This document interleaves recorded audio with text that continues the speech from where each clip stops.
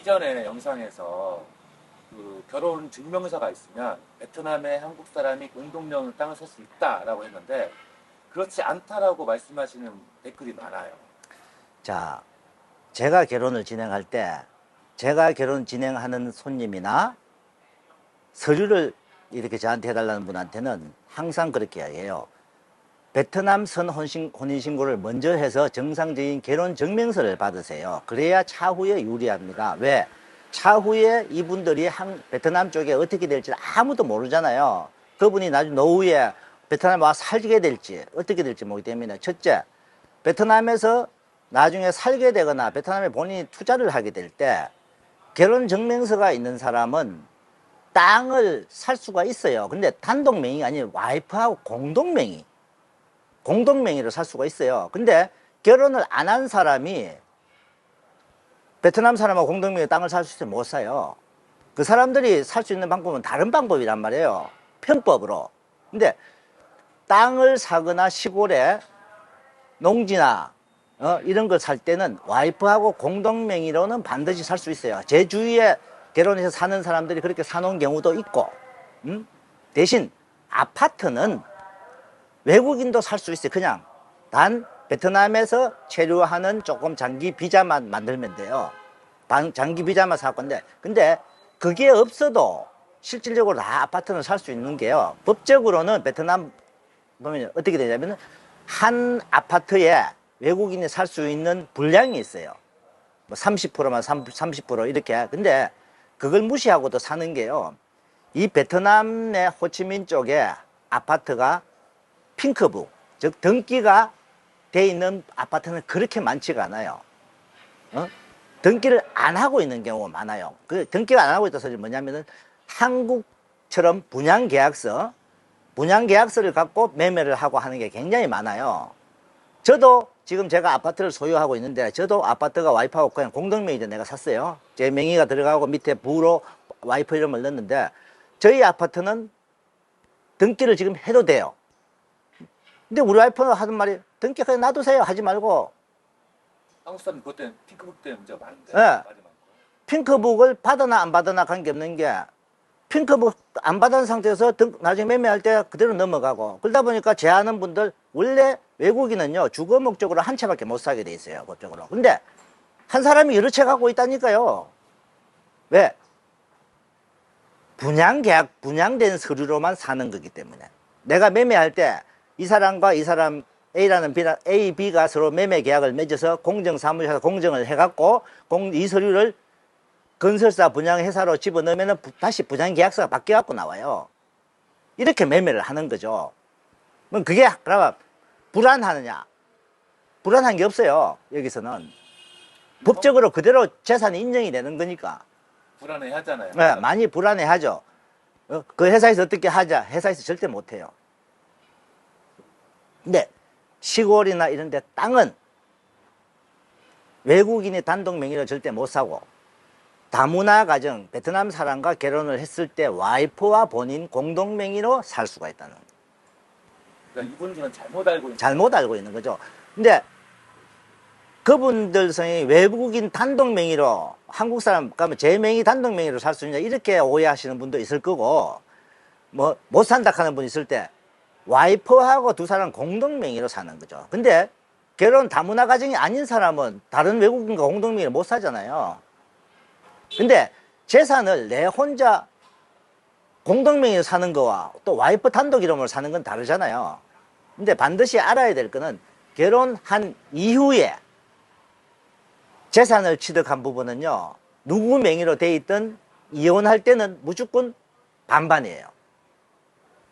여기는 재산을 등기된 재산을 처분할 때는 결혼증명서가 들어가거나 혼자 살면 독신증명서가 들어가야 돼요. 결혼증명서가 있는 사람은 반드시 배우자 동의가 필요합니다. 그러니까 다문화 가정은 이렇게 사나 저렇게 사나 어차피 공동명의라 똑같다는 거죠. 형식적인 것만 이름이 2명 들어가느냐 1명 들어가느냐 이 차이지만 실질적으로 공동재산이에요. 결혼 이전에 취득한 재산은 달라요. 와이프 이름으로 결혼 이전에 취득한 재산이 있다, 땅이 있다, 그건 나중에 이혼할 때는 문제가 안 돼요. 근데 결혼 이후에, 결혼증명서 이후에 취득한 부동산은 반드시 50대 50이에요. 그럼 다른 얘기긴 한데 한국 남자가 베트남에 살면서 재산을 다 뺏기는 경우가 있다고 하는데 공동명의인데 어떻게 뺏기죠 이게? 공동 명의로 해놓은 게 아니죠. 부인 명의로만? 예, 부인 명의를 하고. 근데 이게요, 어떤 경우가 있냐면은 와이프 이름으로만 해놓은 사람이 실질적으로 와이프냐, 여기에서 사는 사람 중에 결혼을 안 하고 동거하는 사람도 많아요. 그런 사람들 다 여자 이름으로 해놓는 경우. 그 다음에 와이프 이름으로 하는데 땅을 사고 이렇게 했을 때 뺏긴다 소리가 뭐냐면은, 와이프가 신랑이 이걸 뭐 팔아가지고 뭘 좀 하고 싶다 했는데 와이프가 허락을 안 해주고 못 파는 거야. 공동명의니까. 예, 못 팔고. 그 다음에 사업체나 뭐 이런 거는 전부 와이프 이름으로 하잖아요. 그러다 보니까 신랑이 의사 권한이 없어져 버려요.